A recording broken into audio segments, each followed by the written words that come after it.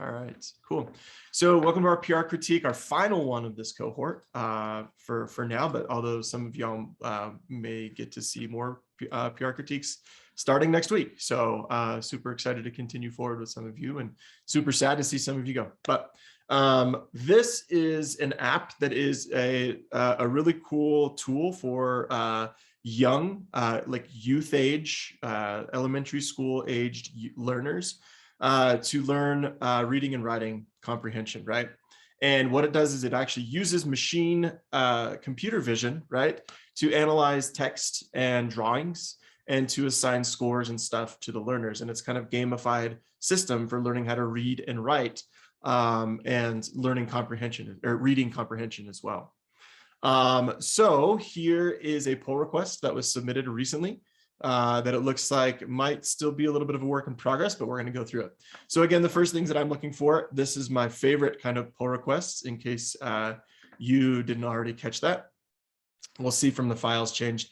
My suspicion is that there was an NPM package added to this. So we'll double check on that as well, because if there is, then it would have changed that package lock JSON file, which is usually when you get like, so my guess is they deleted or removed a dependency, but we'll double check. I doubt they deleted 8,000 lines of code for just 2 files. So we'll see in a minute. But now you understand, again, first places that I look for is like, how big is this pull request going to be? How long is it going to take me to review it?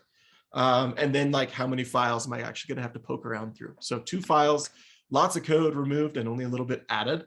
And it's just to get episode content for like a feature is what it looks like. So I'm going to be looking for a some sort of endpoint that was created around getting episode content.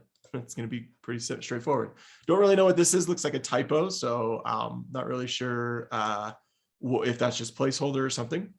So episode content was added to the response of the get episode by ID and get episode by story ID. So that makes sense now. By story ID was written here. It looks like it's just placeholder text. Get rid of any placeholder text that comes with your templates. I mentioned this last week in our PR critique. If there's template text, boilerplate text, doesn't really read well for me in my imagination, in my brain. I'm going to be like, oh, well, this developer simply just didn't care to take the time. They weren't as organized or detailed as they wanted to be.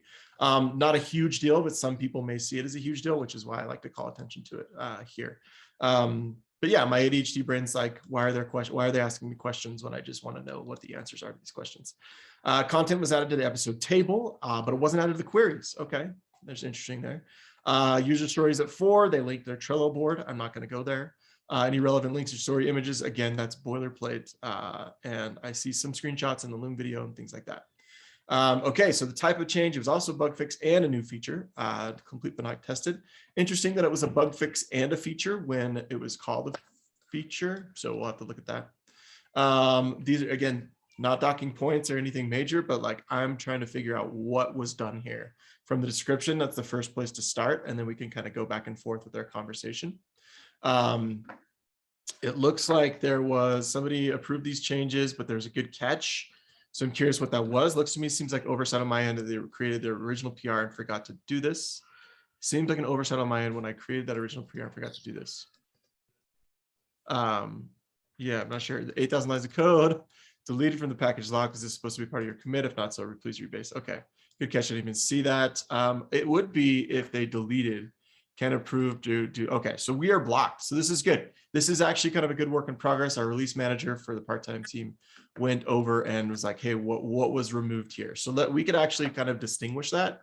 It looks like the only thing that was done here really was just in this file. And we're going to select here, grab this information out of the DB and send it up, get episodes by ID. So it's going to take the ID and it's going to find it by ID and it's going to grab all that stuff. And then we have, yes, this big diff. If let's see. Actually, I don't want to load that because this one turned out to be not quite like. Now it's going to freeze my browser. Remember last week I just kept freezing my browser. That was awesome. Okay, let me just add my 2 cents here. Would be good. Let's see. Good catch. Didn't even see that. Okay, it would be good to. Okay, so in the event that you were actually trying. Remove a package to from the dependency tree, then it would make sense for the package lock file over here. It would make sense for the package lock file to show the removal of that dependency map. Did you remove something from the dependencies and run npm at any point? Just kind of food for thought. At Ash, they may have intended to actually update that lock file. Yep. So, and he called attention to it the same way I did. Like, did you actually mean to do this? It was the only thing that I had on there. And then, yeah, we could go back and watch the Loom video, but okay, it's just a work in progress. It was a simple fix, a simple change that they were doing in addition. I don't see how it's a bug fix on top of a feature. This was all lines of code added where they were selecting just these items, and now they're doing a little bit more with, looks like contents in there now is really the only thing. And then I like how it forced the line break to make it a little bit easier to read, especially when you're, selecting all these little rows and things, all the items that you want. It's just nice to not have to read them left to right, top to bottom. Just reads a lot easier for my brain. But then, yeah, what was it that was actually taken away? We could figure that out by kind of looking more at this dependency tree if we cared to. But we'll leave it up to the developer to look for their thing. So cool. So not the most riveting pull request. It was literally just adding like one line to their get in that model, so that they could get that information. So that's cool. Hopefully they update documentation to if there is any documentation needed, and they update any tests that need to be updated if they have any tests written for that feature. So. And then it looks like so what's nice to look at here, we can go back. This was a few days ago, and they're still kind of resolving that. And now they're still working on, it looks like more query content to EP queries. So it's episode queries. So it looks like they're still working on the same feature. So these two might end up getting merged into one branch PR eventually. In the event that happens, it's fine. If not, they can just merge this one, and then all the changes they could just pull into to this branch. So, okay. All right. Let's go through another one real quick. Unless Robert, do you have any that you want to bust open? No, I'm just kind of here as support staff to your wonderful PR critiques. So if you need me, I'm here. I don't have anything to bring to the table though. Okay, awesome. Let's go to a full-time team. And then again, if any of you have anything that you want us to look at, we can actually pull open a DS repo as well in the near future. But if any of you have anything you want us to look at, please let us know. This is your time to get work in front of us. And any questions or comments about that previous pull request? So just for the record, the only thing concerning to me about that PR is that they haven't merged it yet. So I'd love to figure out what it is that's fully blocking them from like resolving that package lock issue, and then get them to merge it so that they're not blocked for the development of their other branches. Just food for thought there. Okay, let's dive into the Coder Heroes project. There's 13 pull requests open, so y'all are working so fast, and I know that it's hard because you have everything bottlenecks to one release manager. So let's go ahead and look at some of these in here. So this is approved. Let's double check this really quick. We've got 4 approvals on this, but we're just waiting on Paul. So yeah, Ash Coder Heroes or Paul? Interesting. Right now, so maybe that's, what's that? Oh, there's Paul right there. All right. Cool. So you just added either of them to see. Okay, cool. Sweet. So added Stripe and UUID dependency to backend for use in Stripe router. I love this. I love Stripe a lot. For those of you who are unaware with Stripe, the payment flow, they're a SaaS product.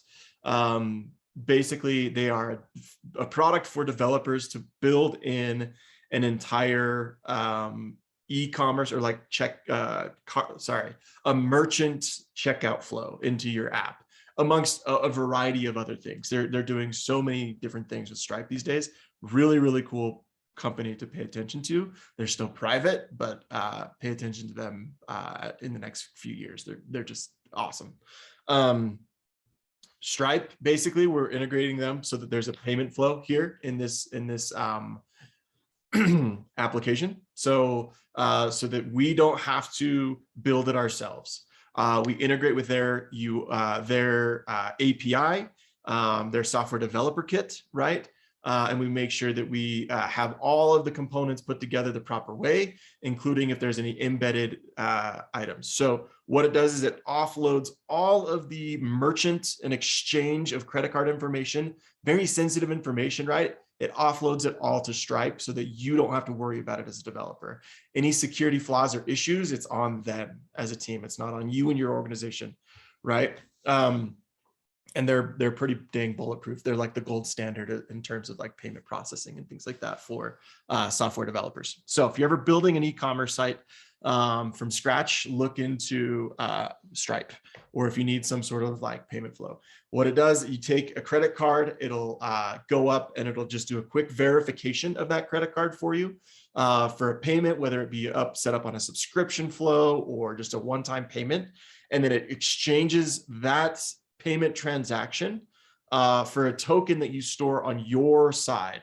And you attach that token, you reference that token to a user to then be used at a further date, or to log records for the orders for said user, etc. Right?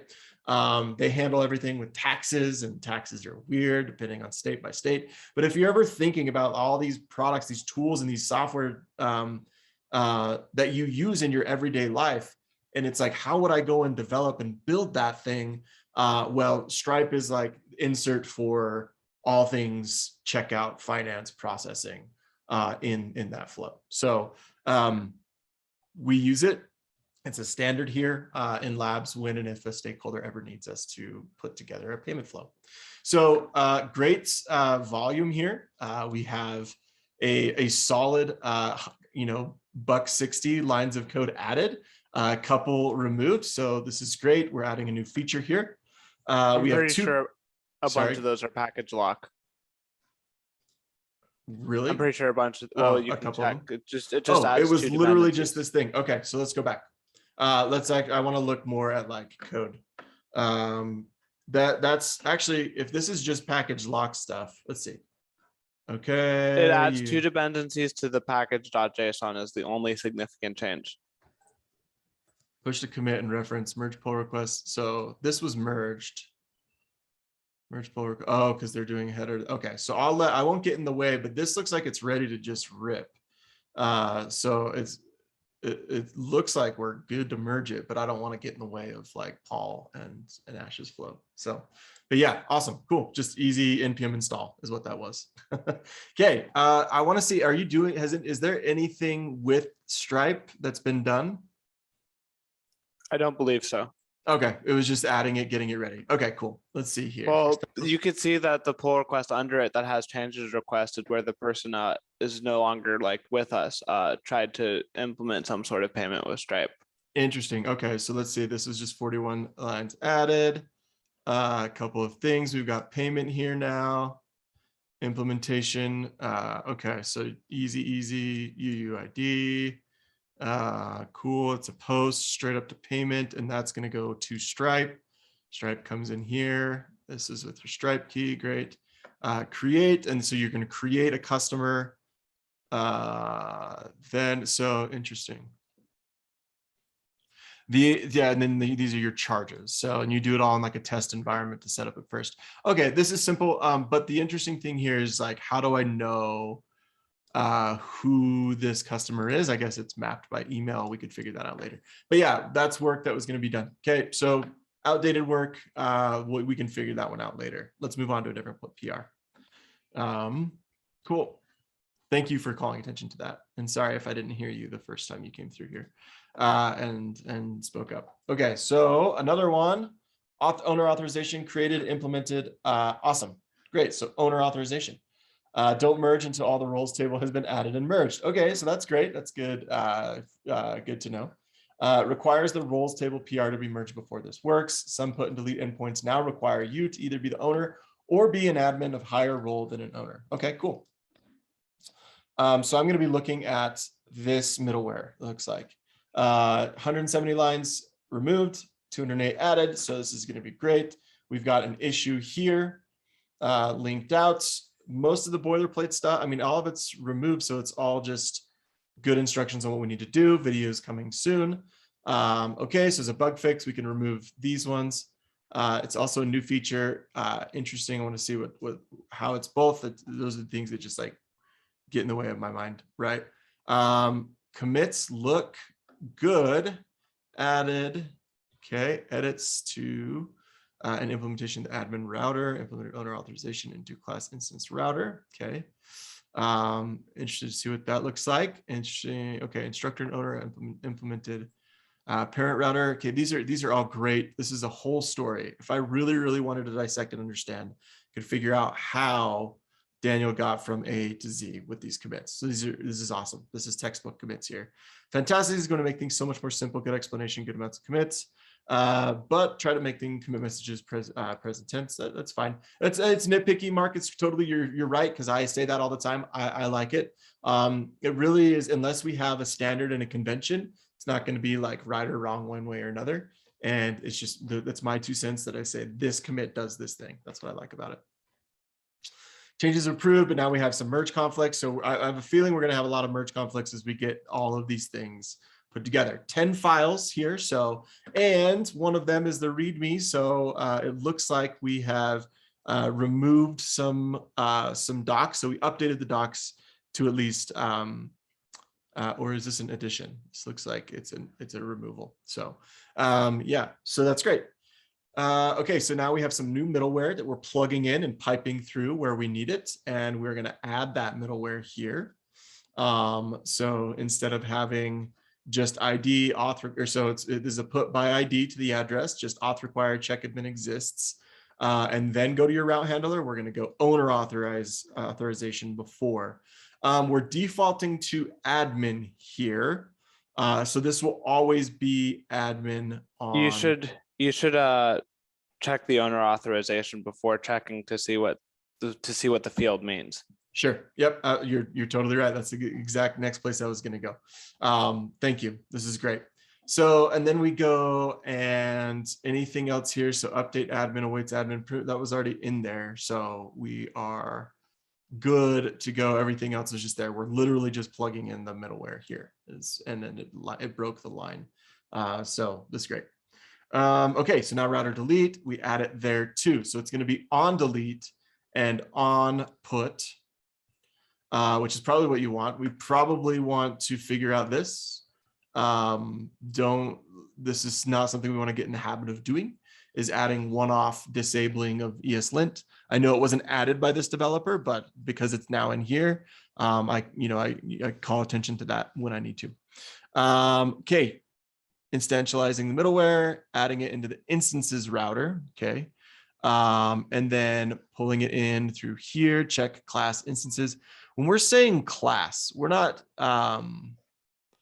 classes are a type of model. Okay, so this is because, okay, I gotcha. So it's interesting. That's why I was like early on when I saw the class instances, right? Like when you were talking about that, I was like, are we using classes somewhere here? Did somebody go and create like a data access object or something that we're using in some new convention that I didn't know? I was interested to see it, but no, this is just because the model is called class. So class is a hard word in a lot of programming languages, especially object-oriented programming languages.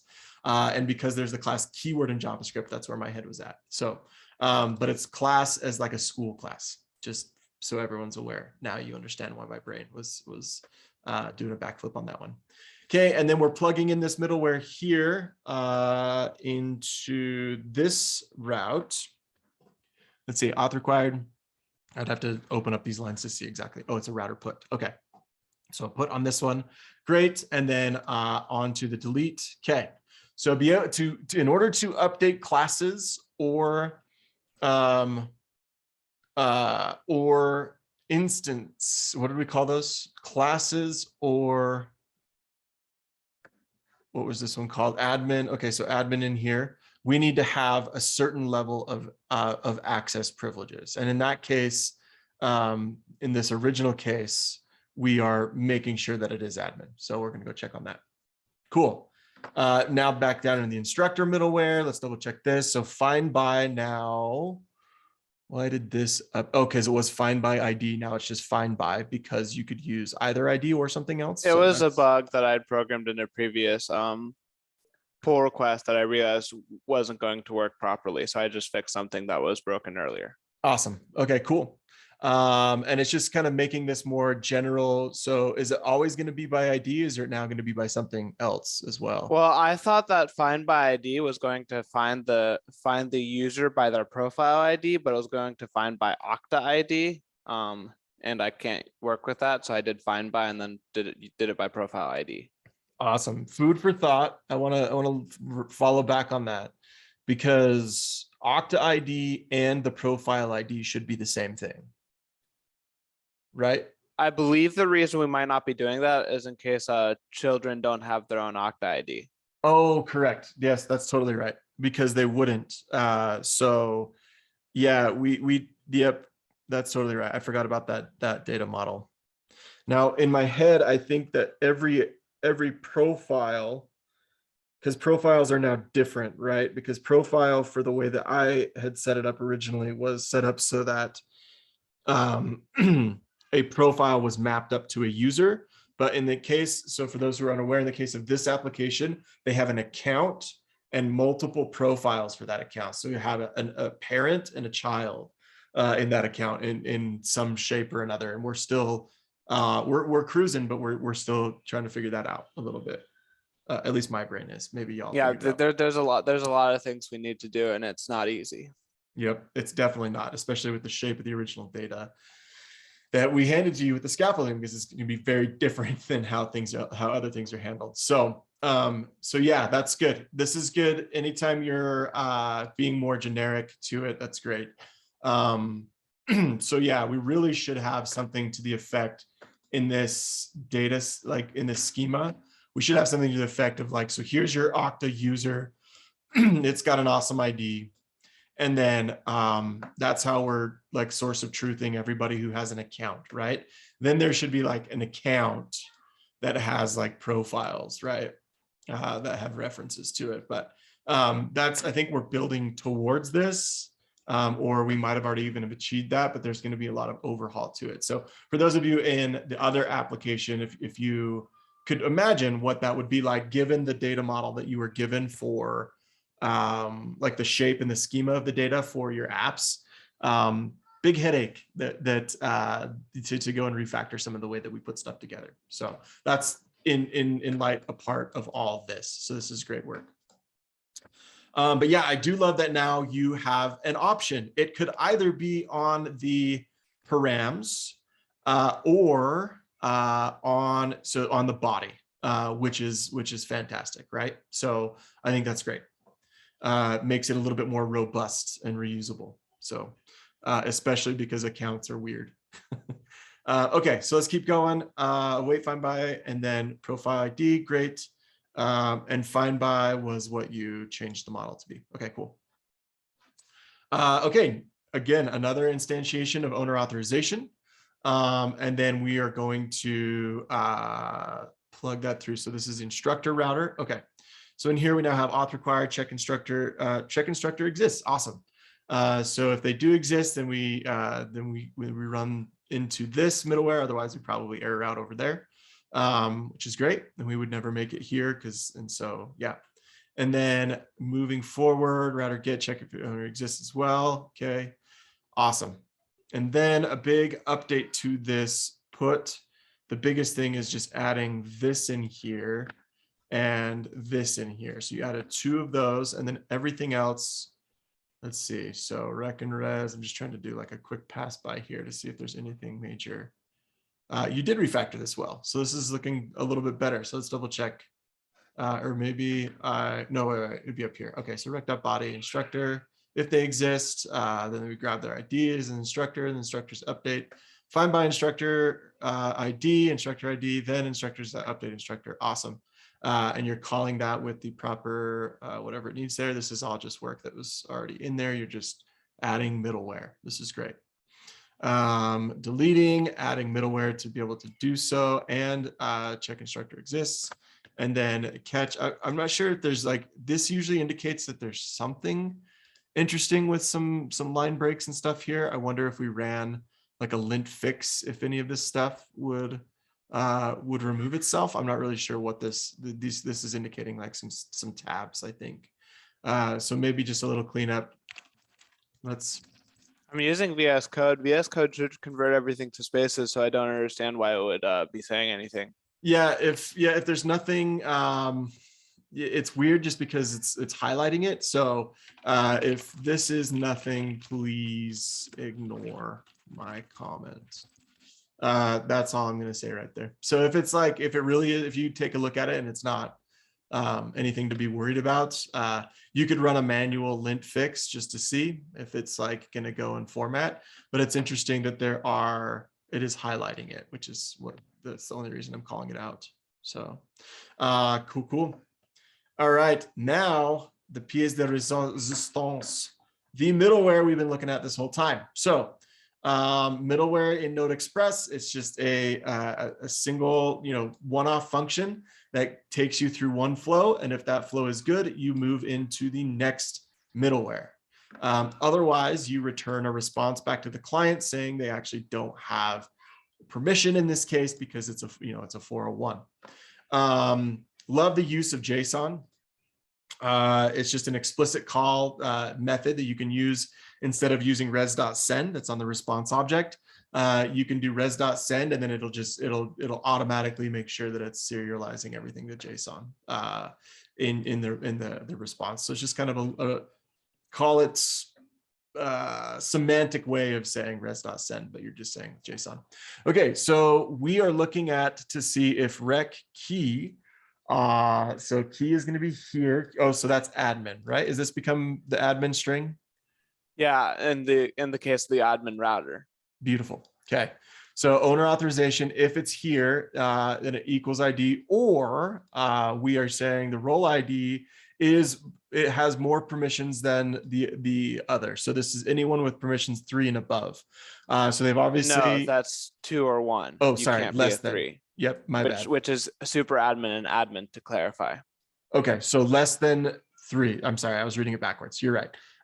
So less than 3 is as long as they are super admin or admin, they can do this.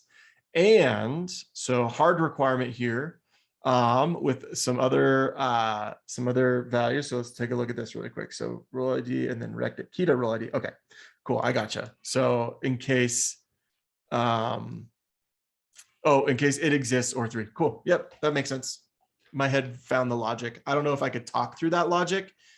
This is pretty, for a new developer, this is amazing. It's awesome that you did this. And it's like, this is textbook like conditionals, right? Like you're writing it this way. It just took my brain a couple of minutes to look at it. So that's it. I don't think there's any way you could clean it up, to be honest. It's super great. Great. I'm glad to hear that. Awesome. And then we just call next. So one thing I would maybe consider refactoring if you wanted to is just adding blocks to your if else statements just to kind of clean it up a little bit. So I wonder, you said you I are loved running... how I wrote it, because how I wrote it, it's the if is on one line, then you have next, the else is on the next line, and then you have a one line response. It's very clear exactly where everything is, but the automatic linter decided that it needed everything to be on more lines, which makes it a lot less clear what's going on. Right. And that'll be, I think it's up to X amount of characters horizontal. It'll actually line break where it can. I think it'll where it can will be like dependent on the Yeah, code, I right? understand. Right.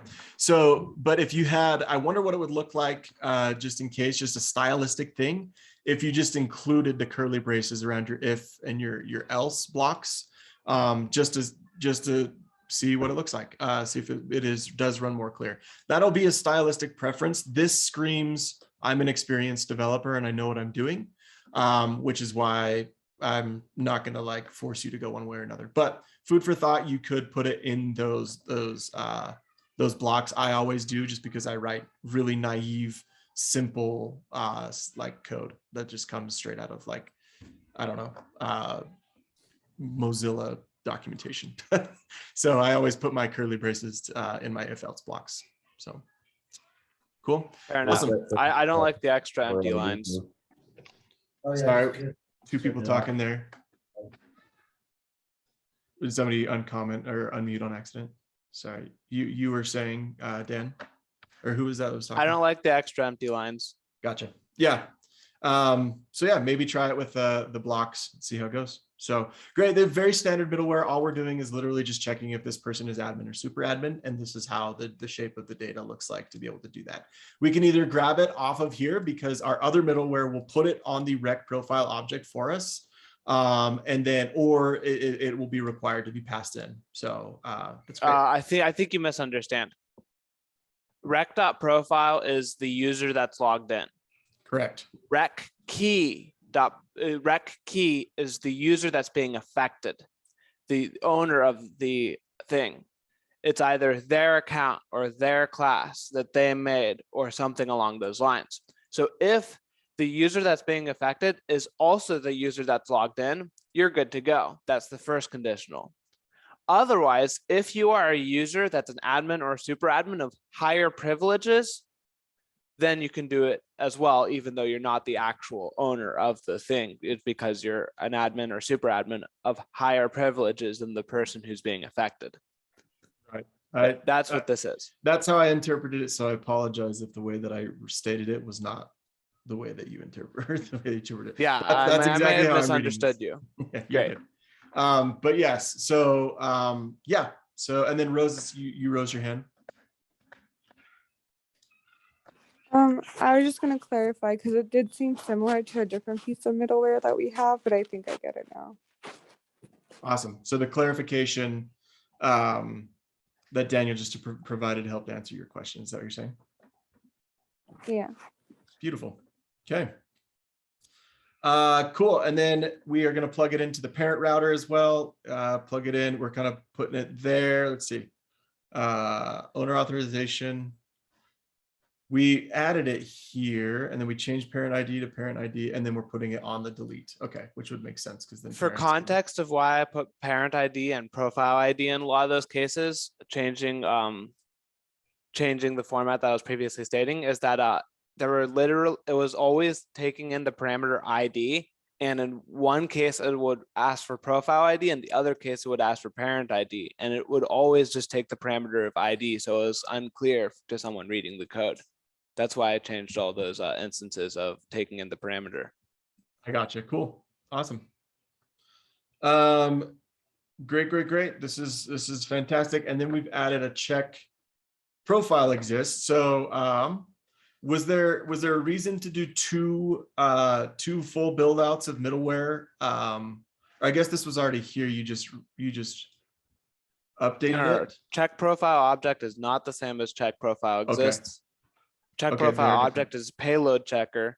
Check profile exists, make sure that the actual user exists that you want to update, delete, or get. It was Okay. honestly very odd that we weren't checking whether it existed in a nice, clean manner until I put that there. The main Yeah. reason I put that there is because we can't know who's affected if we don't know who they are.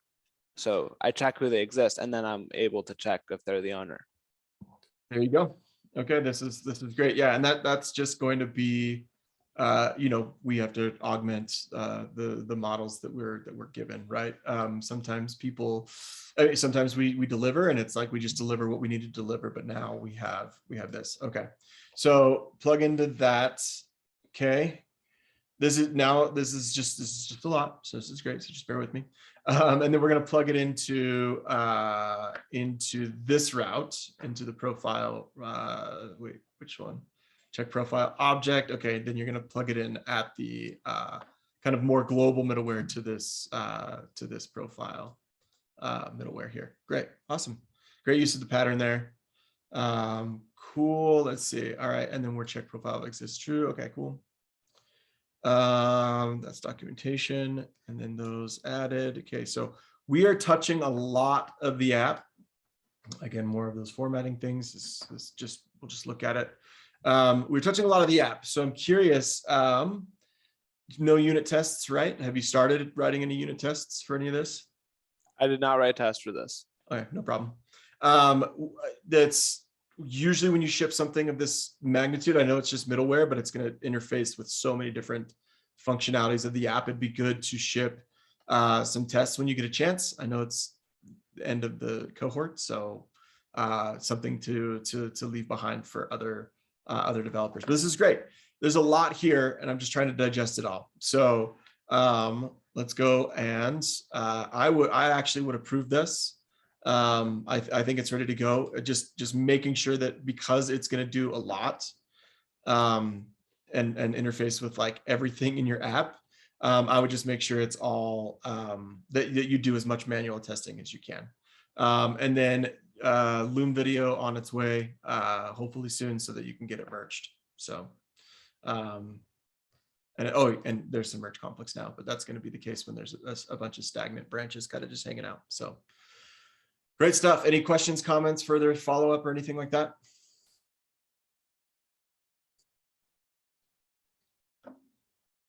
No, great. Daniel, excellent work.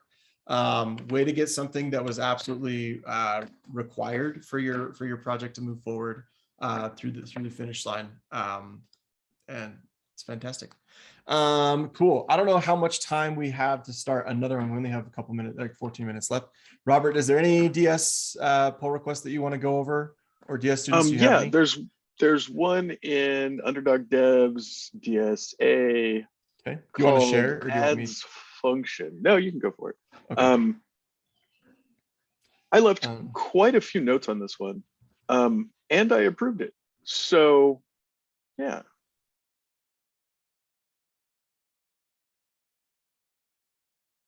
Added function right here. Added function, yeah. Okay. All right. So specifically, what did you like about it? I like the functionality that it adds. I think it's going to be a very handy tool. Okay. I'm not sure I like the name of the pull, because adds function or added function, far too generic. And I forgot to note that, so I thought I'd bring it up. Great. Yeah. What does the function actually do? That would be good to know a little bit about in the documentation. I'll go read the description in just a minute. But it looks like yes, we have a naming convention. I love I love underscore, what do they call this, kebab case or whatever, for like schemas and things, or like field names, like sure. But when you see it up here, normally the convention you want to be is what would they call it? So this would be snake case, and this is kebab Snake case. Yeah. Yeah. Kebab case, kebab. Like, hey, kebabs. Okay. So yeah, I love that. I totally agree with that. And then typo in the doc string. Yeah, it shows up below that. Okay, yep, line right 50 there. It says self scans. Not sure Okay. why the word self is there. Could be a little better without it, I think. Cool. Awesome. So just kind of a semantic thing. And then scan collections, and here's your output. We're going to go to Mongo and do this cluster, grab it. Okay. Temporary solution. You commented on that. And then for column and client list, collection names, output, collection self-control, it's going to be dictionary comprehension. Okay, cool. Awesome. So it looks like there's some good conversation still going back and forth. I'd love to look at the actual, so look at the conversation of it. Let's go back to that. Just to look at this piece. So added function to have the database report what tables it has and how many entries there are in each of those tables. Awesome. Okay, so just a really quick lookup on the tables available. And when you're saying tables, didn't this interface with the Mongo collection? Yeah, and some of the nomenclature gets a little bit confused, and I'm still kind of unsure whether we should go ahead and use terminology that people are used to coming from SQL, where there is a direct mapping, right? Yes. Or if we should use the Mongo nomenclature throughout.